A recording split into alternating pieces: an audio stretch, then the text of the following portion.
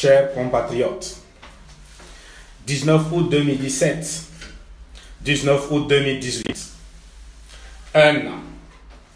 Il y a un an jour pour jour que, tel un volcan dont tous les volcanologues avaient prédit avec certitude l'extinction définitive, vous vous êtes subitement levé. Ne pouvant plus supporter une gouvernance, si on peut encore l'appeler ainsi, une gouvernance sanctionnée par un fiasco total, soudée par plus d'un demi-siècle de violations massives, permanentes et flagrantes des droits humains, de brimades, de souffrances et de misère dans un pays qui ne manque pourtant pas de ressources, portée par une prise de conscience générale et dans un élan de sursaut patriotique sans précédent, vous vous êtes levé comme un seul homme, la tête redressée contre cette forteresse RPT unir, jusque-là imprenable. Ce jour du 19 août 2017, le Togo a surpris le monde. Les plus grands analystes politiques furent pris de court dans leurs prévisions. En effet, pour plusieurs observateurs, même des plus avisés de la politique africaine, rien ne laissait présager un tel sursaut qualitatif de la part de ce peuple vaincu et soumis par la force brute. À cette date, il fallait être fou pour prédire le réveil d'un peuple angoissé sans armes.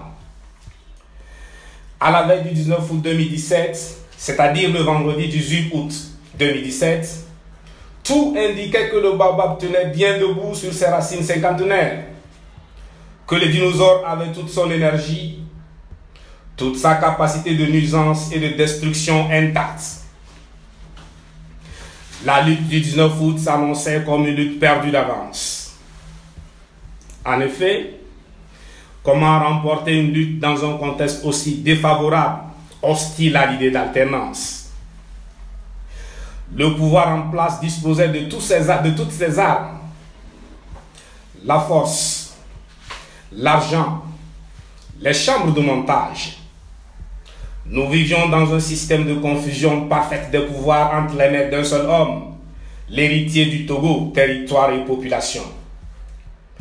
Le pouvoir n'a pas besoin d'une décision de justice motivée et construite sur le principe du contradictoire pour condamner et détenir un citoyen. Ils sont nombreux, ces détenus politiques condamnés sur la base de montages aussi grossiers qu'abracadabra. Dans ces conditions, les rapports de force étaient loin d'être favorables au peuple littéralement spolié. Voilà la situation à la veille du 19 août 2017. Que n'avions-nous pas entendu de ce pouvoir arrogant, assis sur les ressources du pays et sûr de lui-même? Pourtant, c'est dans ce contexte aux indicateurs totalement défavorables, le vent et le courant marin contre nous, que vous vous êtes levé à la surprise générale, rappelant ainsi l'épopée mandingue. Hommage au peuple Soundiata du XXIe siècle. C'était sans compter avec le corps du Togo qui, toujours, soupire vers la liberté, quel que soit le tyran en face. Trois facteurs ont joué en faveur du peuple. La foi en Dieu, le seul immuable, la prise de conscience, la détermination. Quelles étaient vos revendications ce jour désormais historique du 19 août 2017? Eh bien, le peuple debout sur le territoire national et dans la diaspora exigeait à l'unisson le retour à la Constitution du 14 octobre 1992, la C92, et l'effectivité du droit de vote de la diaspora togolaise partout dans le monde. Le peuple veut reconquérir la liberté de choisir ses dirigeants, liberté violemment arrachée depuis le 13 janvier 1963. Vous voulez avoir la décision sur la manière dont votre pays, le Togo, doit être gouverné. Vous avez pris des risques réels pour un Togo pour tous sans exclusive, un Togo pour la minorité actuelle aussi. À travers ces exigences claires, légitimes et justes, vous rejetez de façon ferme l'accaparement des richesses du pays par une minorité qui n'a ni pitié ni honte, la monarchisation de notre pays et la remise du compteur à zéro.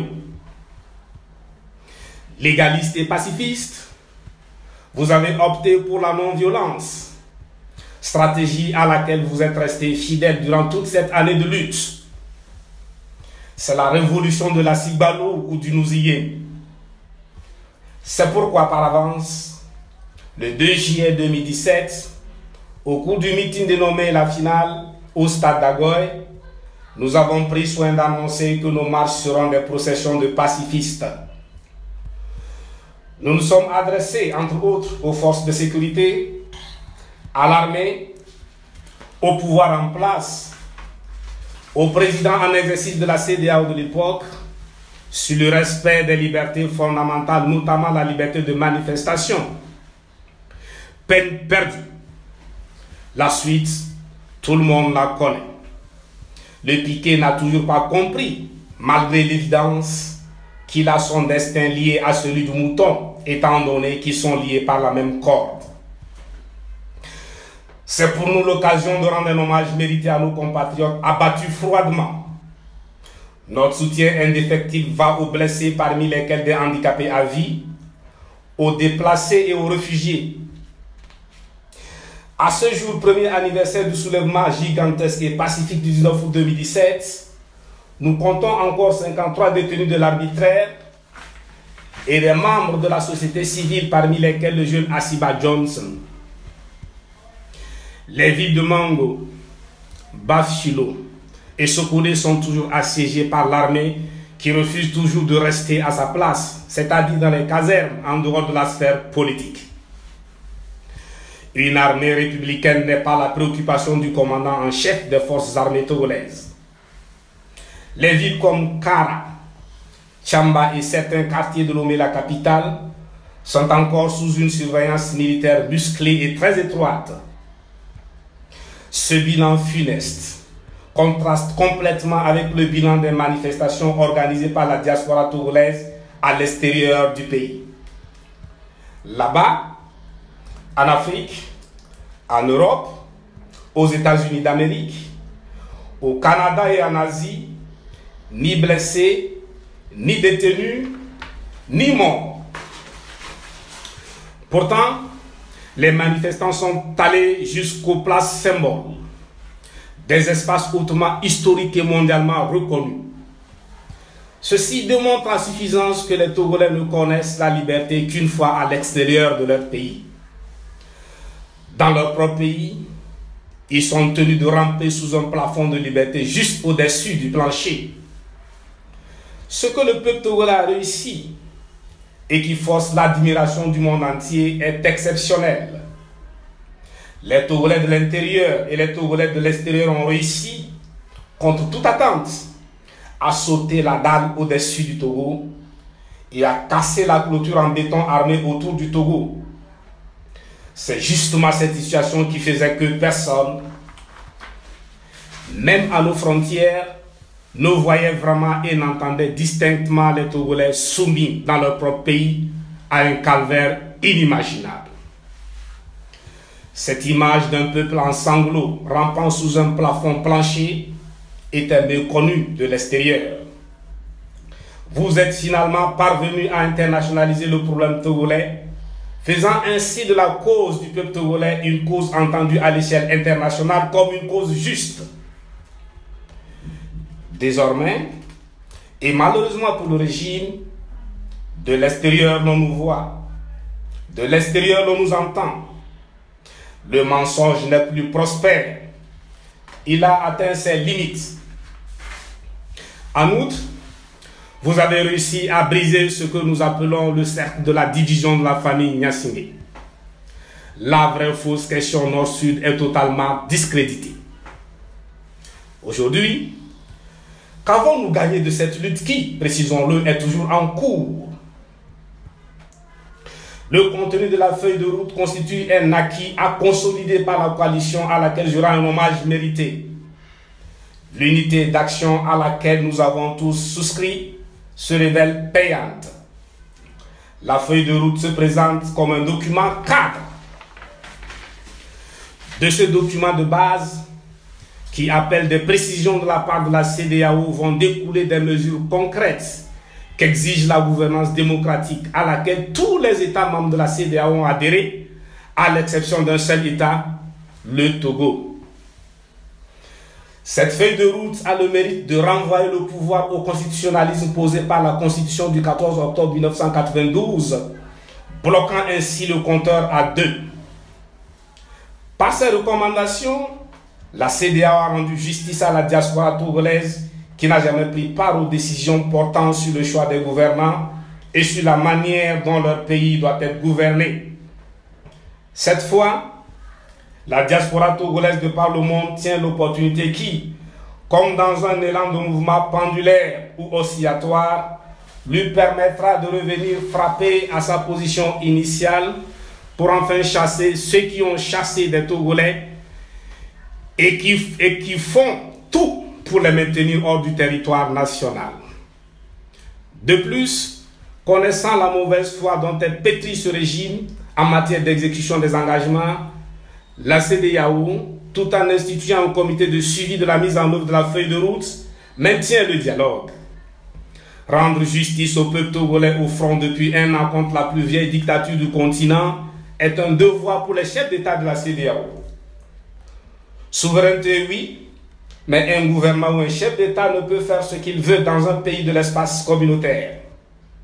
Il ne peut pas considérer son pays comme une propriété familiale.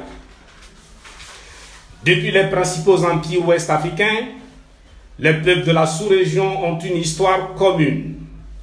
Les États de cet espace doivent continuer l'effort de construction d'un destin commun, tout en gardant à l'esprit que le destin de l'Afrique est absolument fédéral. C'est la raison d'être de la CEDEAO, le sens de la lutte de la jeunesse africaine qui a, pour l'Afrique, le choix entre s'unir ou disparaître.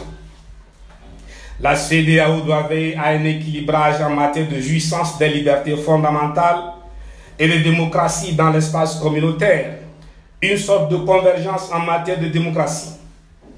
Notre solidarité suppose liberté partagée, démocratie partagée, prospérité partagée. N'oublions pas que n'oublions pas que ce sont des femmes, des hommes et des peuples libres qui sont appelés à assumer et à assurer le développement de l'Afrique. À cette étape précise de notre lutte, permettez-moi d'exprimer toute notre gratitude à tous les chefs d'État de la CEDEAO. Notre reconnaissance va particulièrement aux facilitateurs que sont le président Alpha Condé de la Guinée et le président Nana Akufo-Addo du Ghana pour les efforts déployés en faveur d'un Togo normal, un Togo où règne la force de la loi et non la loi de la force. Toutes nos félicitations au président Muhammadu Buhari du Nigeria pour sa brillante élection à la tête de la CEDEAO. Le Togo, pour plusieurs raisons liées à son pays et à sa personne, tout en lui exprimant sa gratitude pour ce qu'il a fait jusqu'ici, attend beaucoup de lui. Avec la nouvelle configuration, le dossier togolais tombe désormais entre les mains d'un comité de sages, au sein duquel 70 ans constituent l'âge de base. Malgré tout, la feuille de route reste une victoire d'étape. La lutte continue, restons donc debout. S'il est vrai que nous venons de très loin et que nous sommes tout près de notre destination, nous ne sommes pas pour autant à destination. Dans ce parcours héroïque du peuple en quête de liberté, de justice et de prospérité, chaque millimètre compte absolument. 1 millimètre avant la destination, ce n'est pas la destination. Si sur la candidature de Faure en 2020, la CEDEAO, en utilisant un langage de sagesse, n'a pas donné d'indication expresse, il revient à nous, peuple togolais, de continuer à assumer ce combat pour les futures générations togolaises et africaines. C'est notre combat en tant que peuple conscient et debout. Nous faciliterons ainsi le travail à la CEDEAO. Cette victoire d'étape n'est pas une victoire d'un parti politique. On ne peut non plus l'attribuer à un individu.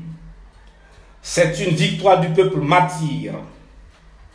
Pour la suite, La sensibilisation et la mobilisation doivent être amplifiées. Il est urgent de continuer à élargir la base de contestation tant au niveau national que dans la diaspora. Au plan national, toutes les villes, tous les villages et toutes les campagnes sont concernés. Il s'agit concrètement d'étendre les actions d'éveil des consciences des populations sur tout le territoire national.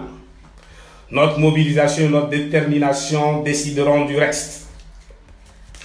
À l'étape actuelle de la lutte, personne ne parviendra à nous distraire en nous entraînant dans un débat qui n'a rien à voir avec la lutte de tout un peuple en quête de sa première alternance politique après plus d'un demi-siècle de dictature. C'est bien de ça qu'il s'agit. Ne l'oublions pas. À chaque fois qu'il est en difficulté, ce régime tente toujours de mettre en conflit les éléments de la division qu'il a lui-même artificiellement opérée.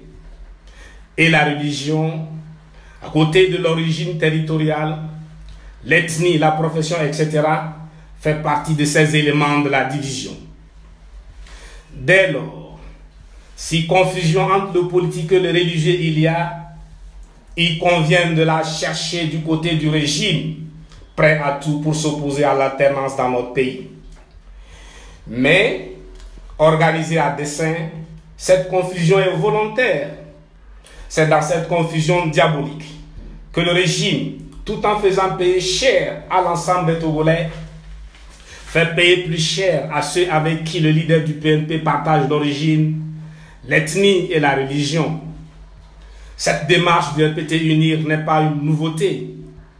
Le pouvoir n'est pas très inventif, donc pas d'innovation dans les montages. Ne voyez-vous pas qu'ils traînent le même candidat depuis 1969? Nous n'avons pas oublié les Togolais et les territoires de notre pays qui ont payé et continuent de payer très cher pour le positionnement et les actions politiques de Gilles Christ Olympio, Djobo Boukari, Boko Bosso, pour ne citer que ceux-là. Pour le système en place, est considéré comme terroriste ou djihadiste toute personne physique ou morale qui conteste la souveraineté, la royauté de droit divin de la famille Gnassingbé sur le Togo. Voilà pourquoi les États occidentaux, qui disposent des meilleurs spécialistes en matière de terrorisme et de djihadisme, ont du mal à les comprendre. C'est de notoriété publique. La cohabitation pacifique entre les différentes religions au Togo est un fait séculaire. Et rien ne peut inverser la donne. Si la religion d'Osiris, je ne parle pas d'animisme, n'a pas fait la guerre au judaïsme, au christianisme et à l'islam, c'est parce que cette religion est fondamentalement pacifique. De même, le christianisme togolais et l'islam togolais sont fondamentalement pacifiques. Ceux qui incendient les mosquées, déchirent et brûlent les exemplaires du Coran ont des motivations purement politiques et non religieuses. Mais qui d'autre peut mieux défendre une propriété si ce n'est le propriétaire lui-même? Dieu saura défendre sa parole et sa maison. Point n'est besoin pour les musulmans d'organiser des groupes d'autodéfense. C'est une piste qui conduit directement au piège tendu par le pouvoir. Tous les Togolais le savent. Un Togolais adepte de la religion d'Osiris n'a pas ce cœur qui lui ordonne d'incendier une église, d'incendier une mosquée ou de brûler un exemplaire du Coran, ni un exemplaire de la Bible. Un Togolais chrétien n'a pas ce cœur qui lui ordonne d'incendier une église ou une mosquée, de brûler la Bible ou le Coran. Un Togolais musulman n'a pas ce cœur qui lui ordonne d'incendier une mosquée ou une église, de brûler le Coran ou la Bible. Du reste, comment comprendre que des musulmans pourchassés jusque dans les mosquées à coups de gaz lacrymogène, au tir à balles en caoutchouc et à balles réelles, une fois s'être échappés, s'en prennent, non pas à leur bourreau, mais à leur mosquée et à leur Coran. Vraiment, ce pouvoir machiavélique manque cruellement d'imagination. À partir du moment où la religion d'Osiris, développée depuis la vallée du Nil, a, de façon considérable, influencer directement le judaïsme, indirectement le christianisme et l'islam, le PNP estime que tout négro-africain doit se sentir à l'aise dans l'une quelconque de ces religions. Les Togolais ne sont pas dupes. Ils savent exactement pourquoi ils se battent. Ils se battent pour l'alternance, qui est aussi la clé de l'espoir des détenus politiques. Peuple sentinelle, tu es le grand comité de suivi, le grand évaluateur de la feuille de route. Tout dépendra du comportement du pouvoir dans la mise en œuvre de cette feuille de route.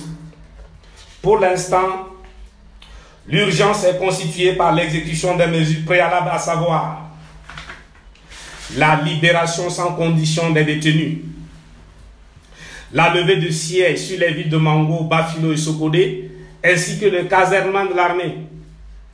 L'histoire des armes disparues est un faux prétexte pour occuper militairement la région. La liberté de mouvement et la sécurité des leaders des partis de la coalition.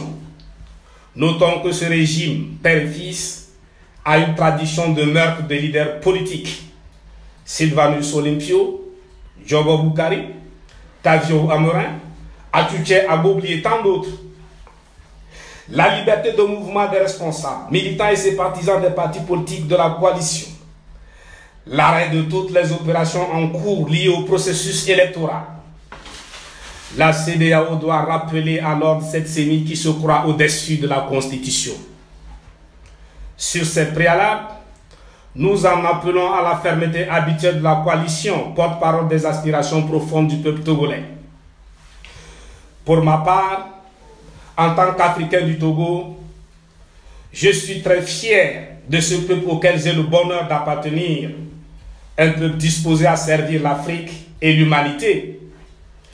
En attendant, la lutte continue. À vous l'été, sous-tassé, mais toujours à Sibalolo, nous y aimions. Dieu bénisse le Togo et l'Afrique.